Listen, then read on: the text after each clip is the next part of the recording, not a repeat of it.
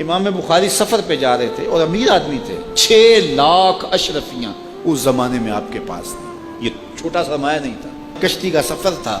کسی شخص نے دیکھا کہ ان کے پاس 6 لاکھ اشرفیاں ہیں، اس نے سوچا عالمانہ وضع قطع ہے تو یہ اتنی اشرفیاں تو کسی تاجر کے پاس ہونی چاہیے، تو یہ ایک عالم کے پاس اتنی اشرفیاں ہیں۔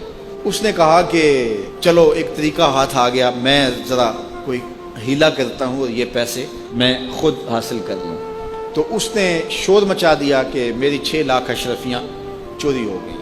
تو جب تلاشی شروع ہوئی تو امام بخاری کی تلاشی لی گئی تو ایک اشرفی بھی نہیں نکلی۔ وہ بھی بڑا پریشان تھا کہ اشرفیاں میں نے ان کے پاس دیکھی ہیں، گئی کدھر؟ خیر جب جہاز چلنے لگا تو آہستہ آہستہ امام صاحب کے قریب ہو گیا اور امام بخاری سے پوچھنے لگا، حضرت اشرفیاں تو تھیں آپ کے پاس؟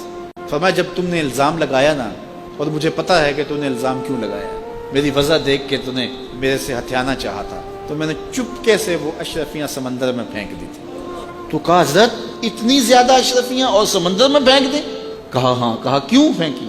تو حضرت امام بخاری فرمانے لگے کہ اگرچہ وہ اشرفیاں میری تھیں اور تو نے اگرچہ یہ شور کیا تھا لیکن ایسے مجھ سے لے بھی نہیں سکتا تھا، لیکن ہو سکتا تھا کہ کوئی ایسا فیصلہ ہو جاتا اور اشرفیاں مجھے تجھے دینا پڑتی۔ اب میری وضع عالمانہ ہے اور میرے اوپر لگ جاتا الزام چوری کا، اگرچہ میں چور نہیں ہوں لیکن لگتا تو الزام، قیامت تک لوگ میری حدیثیں قبول نہ کرتے کہ اس پہ تو چوری کا الزام ہے۔ تو کہا میں نے اپنے کام کو محفوظ کرنے کے لیے اشرفیاں قربان کر دی، اتنی اشرفیاں صرف اپنے کردار کو بچانے کے لیے، اور ہم ٹگے کے لیے، چائے کی پیالی کے لیے دین بیچ دیتے ہیں اور پھر کہتے ہیں آج علماء کی قدر کیوں نہیں ہے؟ میاں قدر ہم نے خود بیچی۔